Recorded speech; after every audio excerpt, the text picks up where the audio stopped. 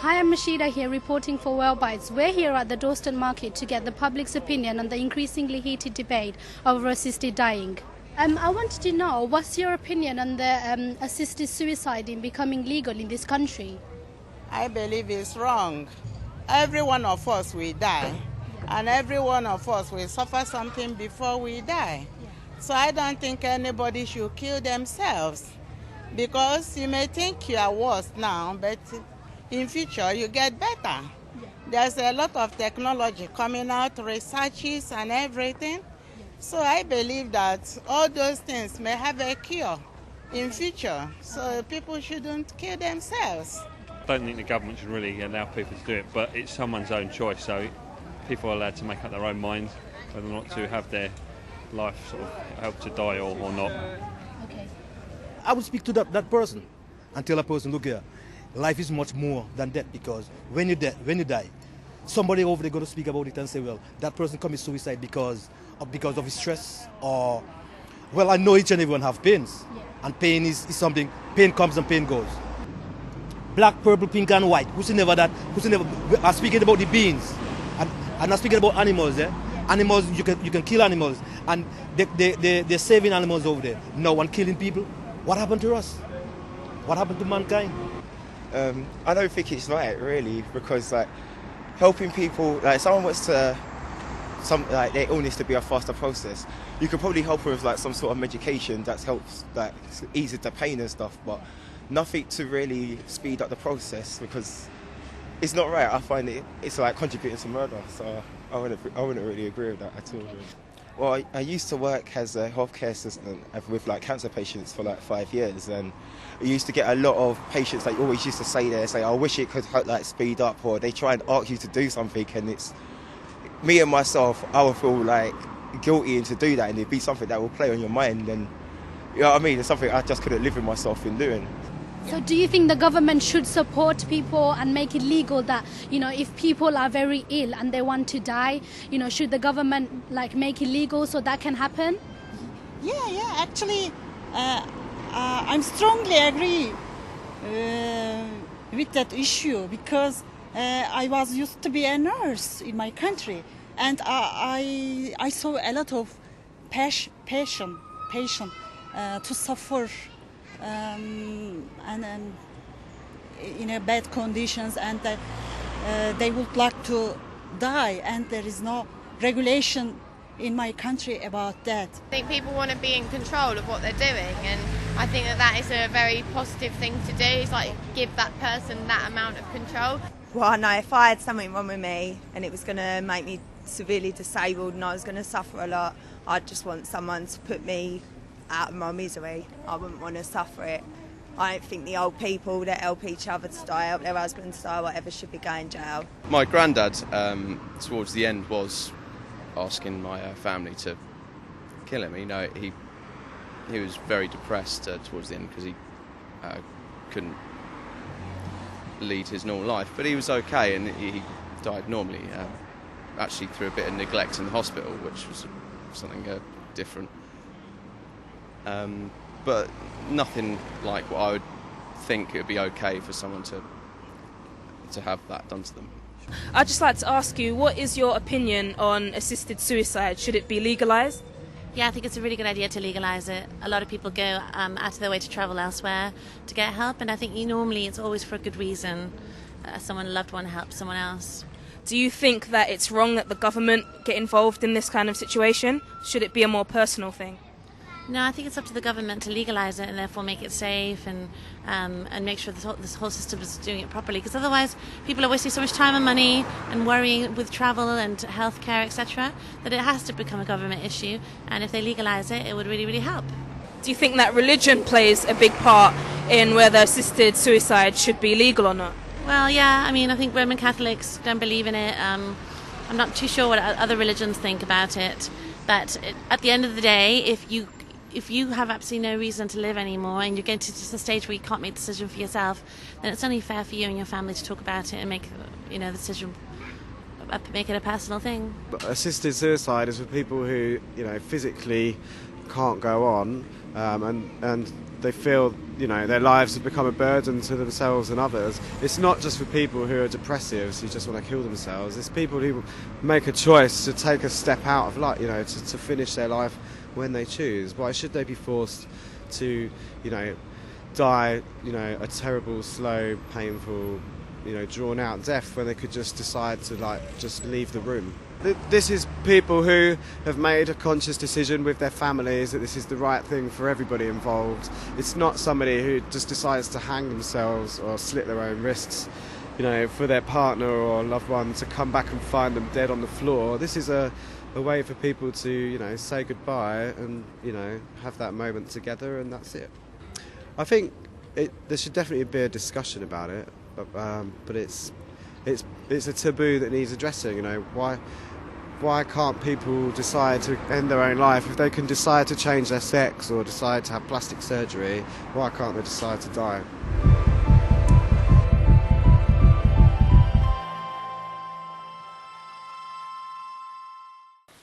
Physician-assisted suicide is wrong morally, medically, and politically. We're not cold-hearted or inhumane. We recognise the immense suffering that at times drives people to such an option. However, on balance, we think it is the wrong move. The context of this debate is one where we think we are in danger of witnessing a change in human values. From a society which regards life as something sacred to one where death is a means of escape. It doesn't matter whether one is motivated by religious reasons or atheist humanist motives. We think that life is not only worth fighting for, but that we must give affirmation to those who struggle against all adversity, be it physical or mental. For us, the value of life and the pleasures of life can be experienced even if one is paralysed from the neck down or suffers from any other severe impairment. Just think of Stephen Hawking, who despite his disability has made vast contributions to the world of science. The problem we now face, however, is that our culture seems to validate giving up and letting go. In fact, this is increasingly presented as the dignified thing to do. But for those of us who value all humanity, it is imperative that we make clear that the dignity of life involves fighting against all odds and sending a message out very clearly that we should be valued and can experience the pleasures and joys of human experience no matter what our condition. We understand the individual cases of heartbreak involved. However, we must look at the bigger picture. Because in the words of Clifford Longley, your right to die undermines my right to life. Thus, a society that gives legitimacy to physician-assisted suicide in effect redefines certain groups as a burden, as a lesser form of life. Without doubt, this will send out a dangerous message to those who suffer extreme illness and are dependent upon others. They'll see themselves as a burden. To relieve society of that burden, they will choose to go down the route of physician-assisted suicide. This is the reality of our opponent's argument. For this reason, we conclude that physician-assisted suicide should remain illegal. My partner Jenna and I intend to demonstrate that physician-assisted suicide is the only ethical and practical choice available to us outside of euthanasia. We stress that we propose a system based upon the current system operated in Oregon. Under this system, physician-assisted suicide is defined as a system in which a doctor prescribes life-ending drugs to patients without physically administering them. We would make this process available only to the terminally ill or patients with incurable medical conditions who personally feel that their lives have been made unlivable. We also propose that anyone with a psychiatric problem should not be allowed to commit physician-assisted suicide.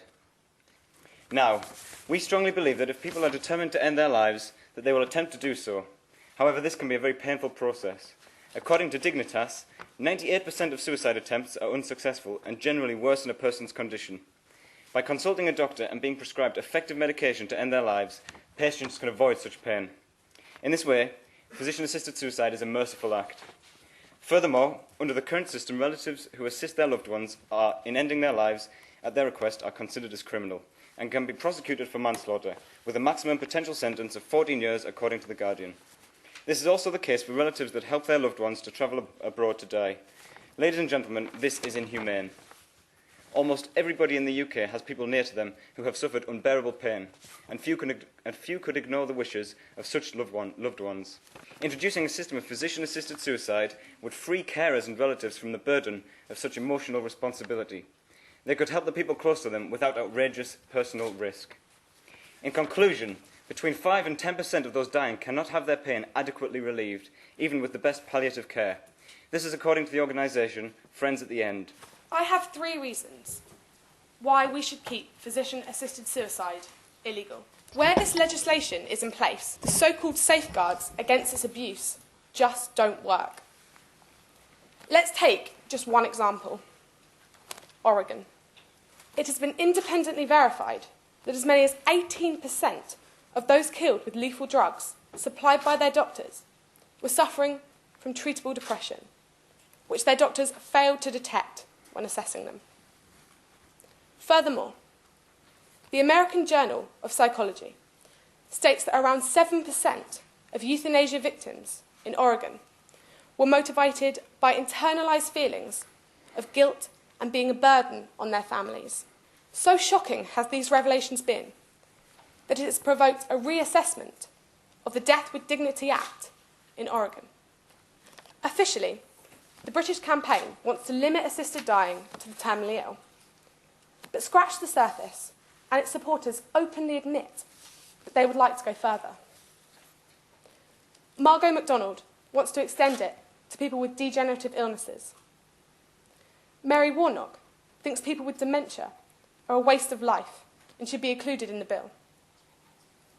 If that's not bad enough, Ludwig Manelli, director of Dignitas in Switzerland, thinks anyone should be allowed to die. Quote, there should be no qualification of euthanasia. The Euthanasia Brigade see no end to the categories of people they consider to be fair game for assisted suicide. Physician-assisted suicide will redefine the role of medical professionals in a way we are not prepared to accept. Doctors are there to save lives and not assist suicide.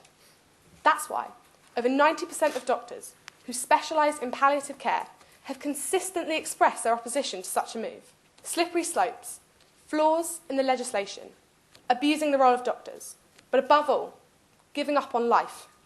These are why we say keep assisted suicide illegal.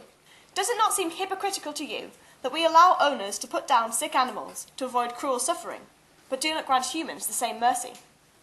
People with terminal or incurable illnesses deserve that right, and who are we to refuse it?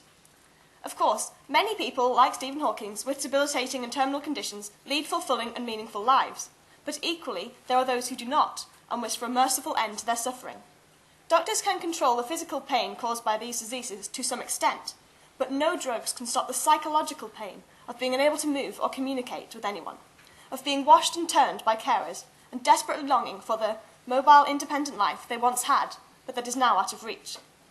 There is no analgesic for the sense of loss, powerlessness and indignity that accompanies degenerative illnesses in the final stages. Whatever your political or religious views, surely we can all agree that all humans have a right to dignity, and when someone's life becomes unbearable and they no longer have dignity, they have a right to mercy. As John Stuart Mill said, we should have a personal autonomy, as long as it does not harm anyone else. Surely our death is a pretty important part of our lives, and so we should have a choice where possible as to the nature of our death. I've explained that we all have a right to both mercy and choice, which means that we must legalise physician-assisted suicide. So it's for these reasons, and the reasons that my partner Davy has already outlined, that I urge you to vote for the opposition, and do not condemn the terminally ill to end their days imprisoned in a body where they no longer feel alive. Thank you.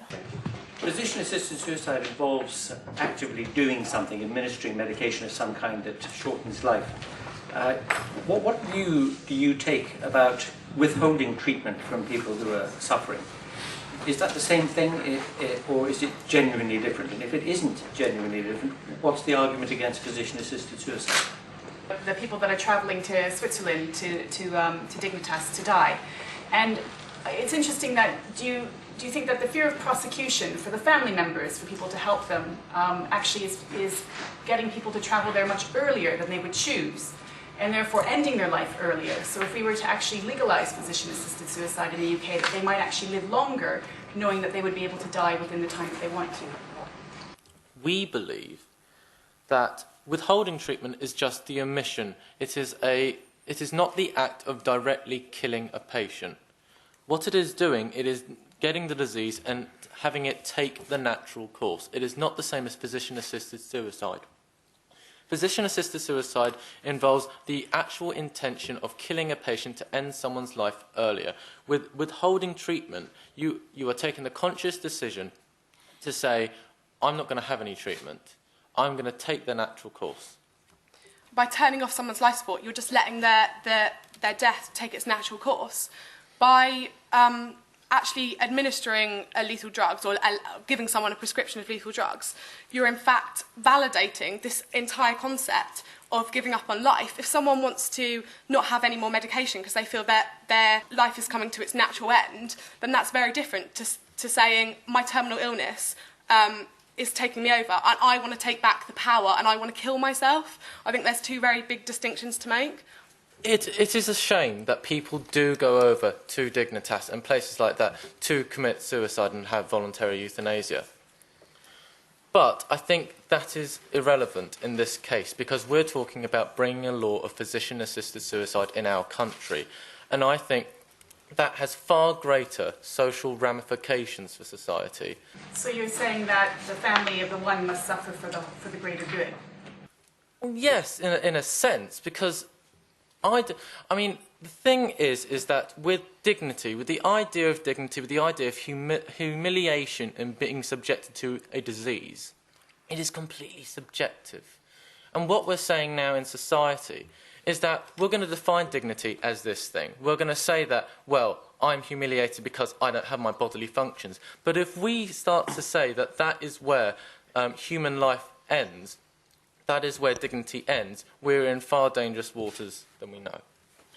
It's a far greater indictment on society if we don't try and help those people to understand that humiliation is not dignity. It does not come down to physicality. It is not purely material. And if we don't sort out that problem first, then we're not going to reduce the numbers going over to Dignitas. Traditionally, people used to regard people who committed suicide as acting when the balance of their mind was disturbed. I think it's become quite clear that many people commit suicide as quite a rational calculation, even though they may not be terminally ill or indeed psychiatrically ill. Now the question is, what should a doctor do when somebody approaches them requesting the support with committing suicide in such a way? I'm just interested in the idea of bringing in a law, and I'm curious as to where you draw the line. Where do you say that this person can and this person can't? Do you have a list of all the sorts of conditions where somebody can and where somebody can't, and do you say he can but she can't? How do you judge what's bearable and unbearable to a person and not another? We really do respect and highly value human life.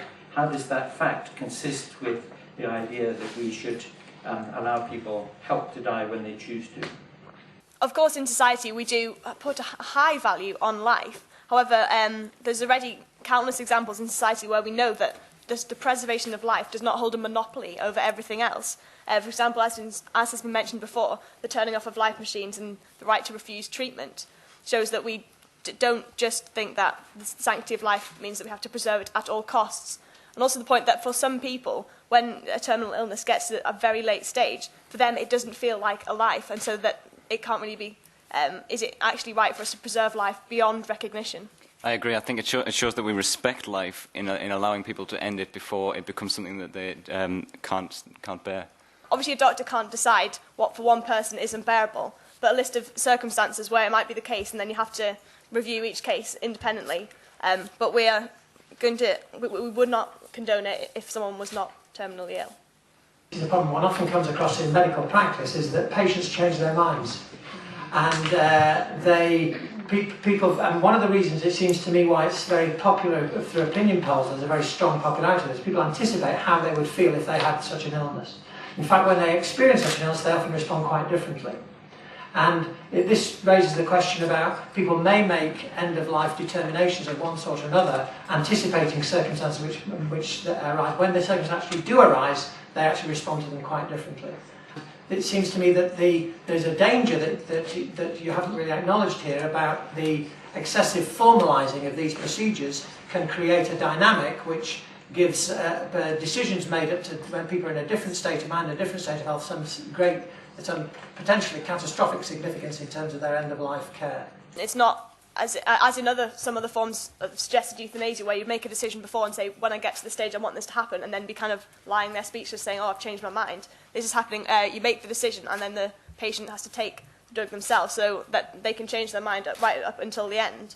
And so I don't think that would be too much. And obviously patients will be carefully reviewed by physicians. It wouldn't be just pop down to the doctors, get it prescribed and take it the same night. There would be a form of counselling and everything. And I think that would also help patients to be able to explore their disease more thoroughly and be made aware of the wide range of palliative care, because obviously you'd be made to go through a lot of palliative care before you'd be able to get this. So it would actually increase people, and a lot of people would probably decide against it in the end.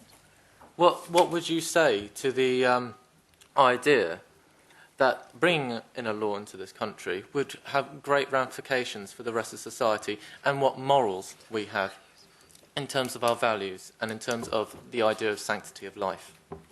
The ramifications on society, whilst not particularly massive, would be that we are accepting that there is a point where for some people their life is completely unbearable and not worth living, and that we're showing mercy to our fellow human, and I don't see how that would be a negative ramification on society at all. That people feel like a burden, and therefore we should give them the outlet to kill themselves, because actually we don't value life anymore. We just want them to die because they're just too much bother for all of us to take care of. We don't want them to die, they want to die. They want to die because they feel like a burden. I think we would have to make sure that this was a personal decision. Also, in relation to that, I mean, it's not the case that this will always, for example, an elderly person who may feel like a burden might not necessarily qualify for the terms of our physician-assisted suicide. They would have to have terminal illness and be suffering from, or be suffering from an incurable medical condition that really makes their life unlivable. And also, there are many people that require this system and who are not considered burdens. Is it fair to withhold that system from them in favour of those that might be suffer from the abuse of the system? Okay, no, stop. Very good.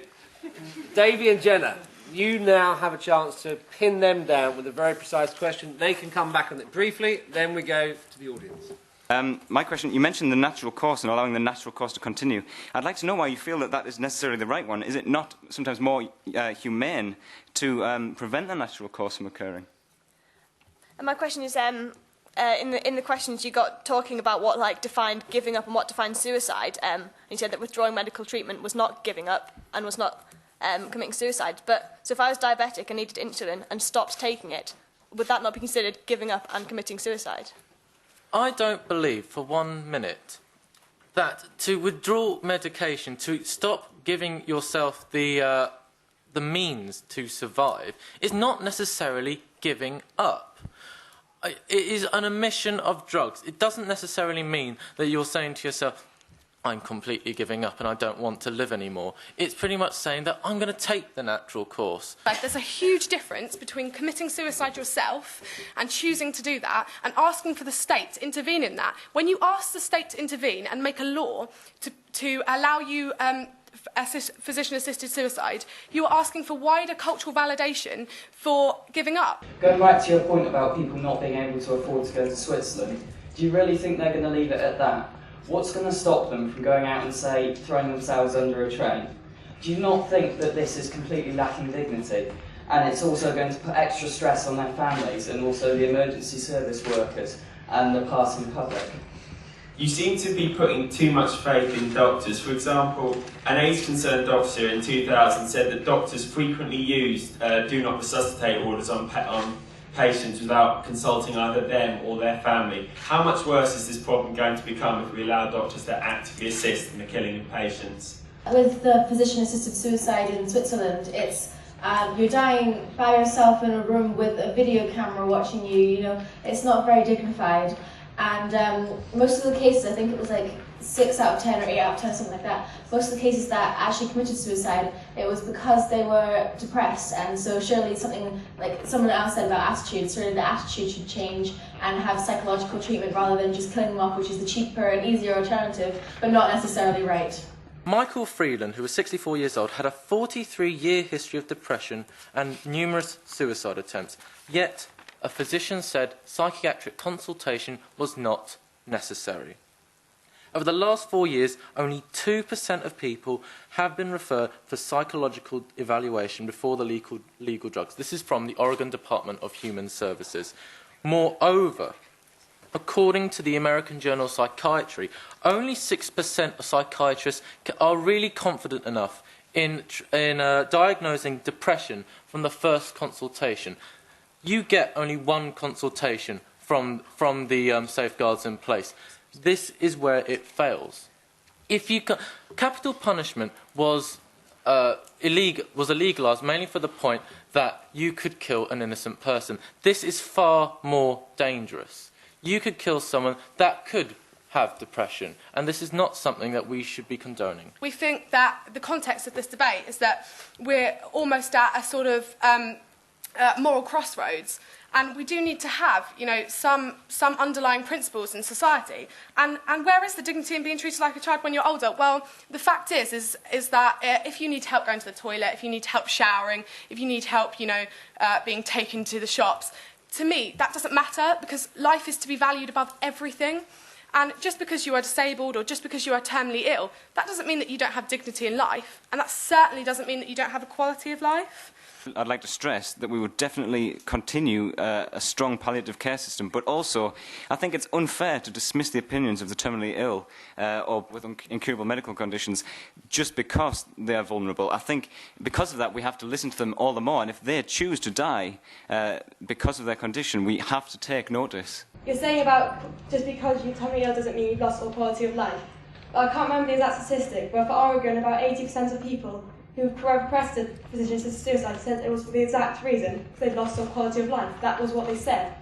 How do you know what they're feeling? You said that you value life above everything else, but that's not really the question. The question is whether you have the right to decide for other people, whether they value life above everything else. We have the human right to exercise our autonomy, provided it doesn't wrongfully affect other people's freedoms, and we are mentally sound. So I'm just wondering whether you consider these people to be mentally ill to want to escape unbearable pain, or whether you think that they're selfishly harming other people, or whether you're just denying their human rights because of your own morals. I'd like to ask you, what gives you the moral authority to tell me when I can and cannot die? I'd actually take the point of view that banning assisted suicide is actually in breach of my human rights. And there's Article 8 on the EU Convention on Human Rights, which is to do with the personal freedom of choice and autonomy.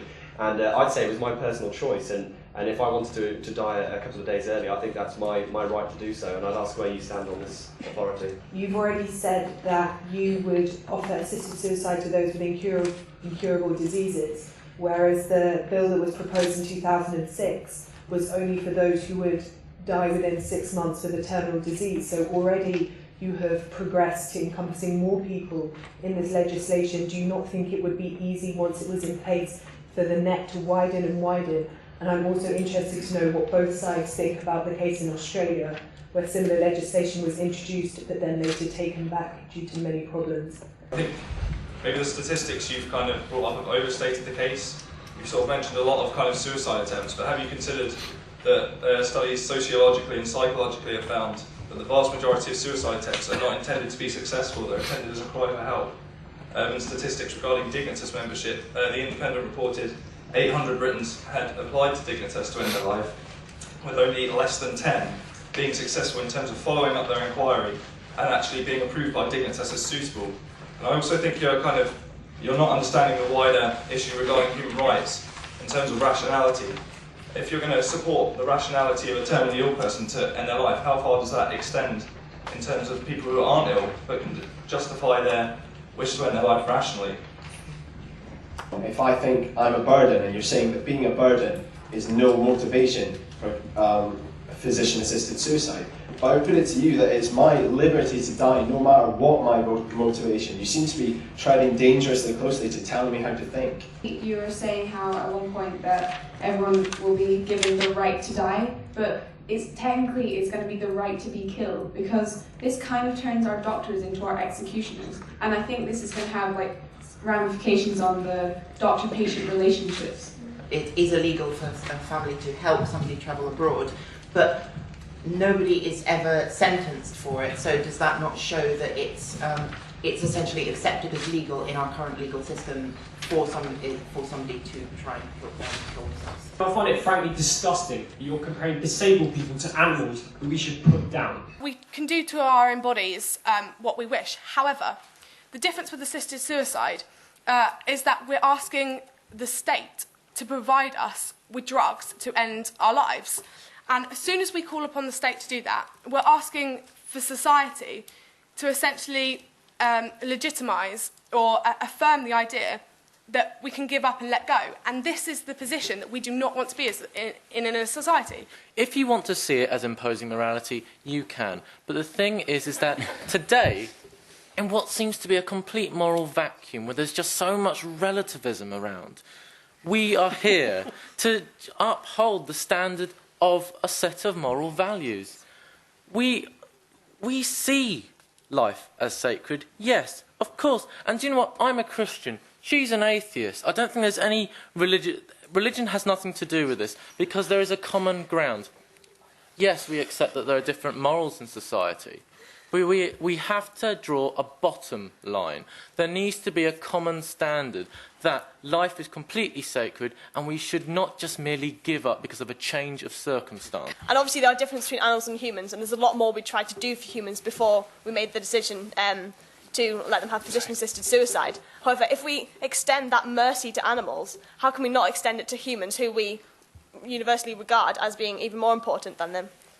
We are arguing on first principle terms. We regard life as precious. And in this age of moral relativism, we need to fly the moral flag. We seem to ignore the effects, the greater effects on society. It is not merely the right to suicide, but the right to physician-assisted suicide is for society to accept suicide as an okay thing, the right thing to do. It is giving up on life. 30 seconds. And what is obviously a cry for help. Personal choice is paramount in our proposed system. We would have a serious duty to regulate assisted suicide. No system is perfect, but we would act to minimise risk. We must not underestimate the ability of the terminally ill to make rational decisions. And no matter how many rational people feel that they would like to continue in life, we must help those who don't. You simply just agreed that we are all of equal moral worth.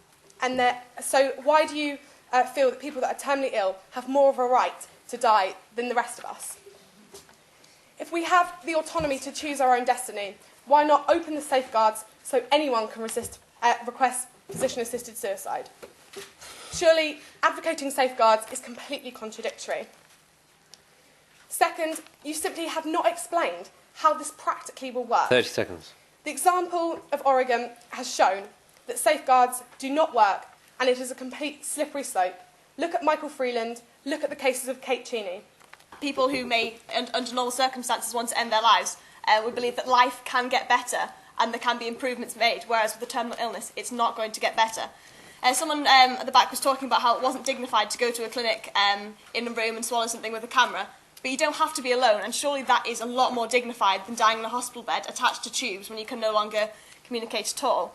And finally, yes, we admit that we're basing our system on Oregon, but it doesn't mean that we're completely going to imitate it. We think that everyone should have a psychological review, and people who have a 23-year history of depression should not get physician-assisted suicide. 30 seconds. The opposition began by saying that they are not cold-hearted and inhumane. I beg to differ. It is cold-hearted and inhumane to force someone with no prospect of improvement to either watch their dignity slip away before their eyes, or else try to end their own lives by their own methods, such as by starvation, which takes many, many days. Humane? Loving? Moral? I think not. I applaud your passionate espousal of your cause, but I did think that you relied rather heavily on the emotional aspect of the argument.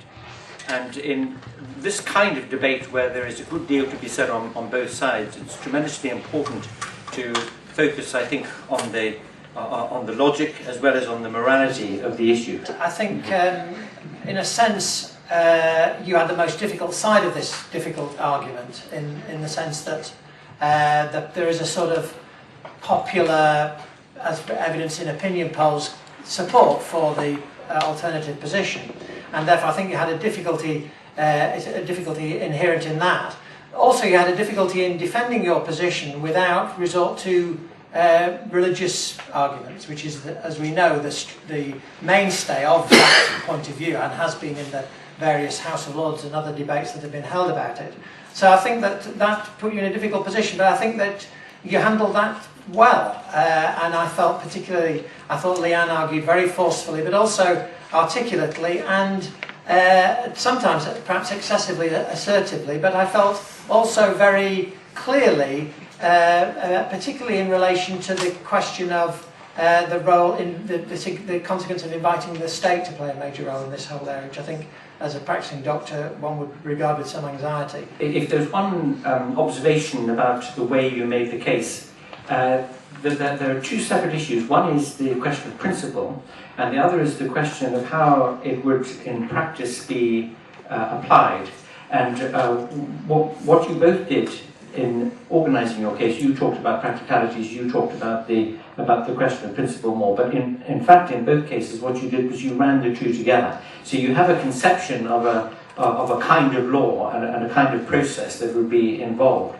And you argued from that, from a specific suggestion about how physician-assisted suicide might work, and you involved in that suggestion the points of principle. So I think both those things needed to be said, but they needed to be said in a way that clarified the separation between them more.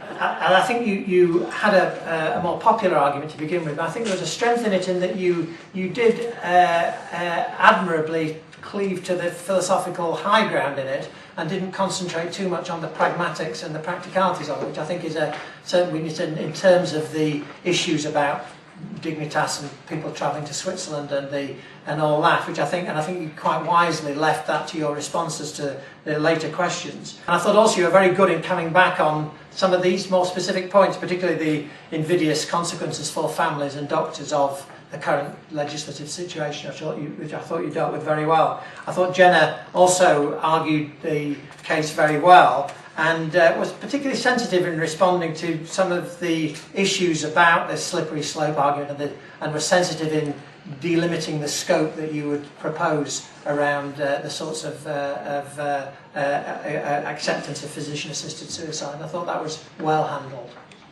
Who were you most persuaded by? Were you most persuaded by Leanne and Robert arguing for the motion that physician-assisted suicide should remain illegal? Please put your hand up. 25 for Queen's. Who was most persuaded by Davy and Jenna from Darren Johnson?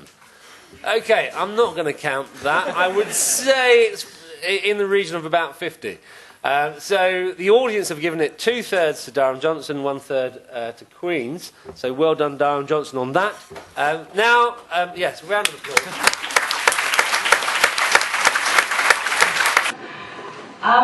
Right, well, it did take us a long time to come to a decision, because the debate was quite equal on both sides, and we thought there was a lot of points made that were fair. However, I'm not going to put you in too much suspense.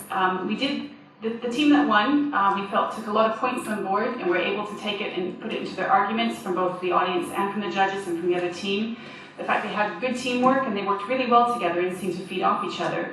And they also seemed to have control of the debate right from the start and sort of owned it. And that team is Durham.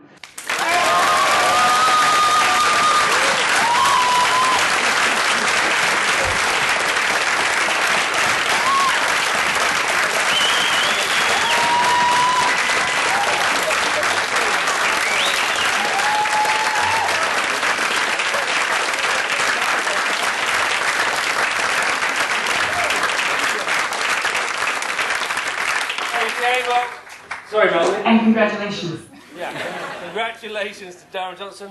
Well done to Queen's. You've been super. superb throughout.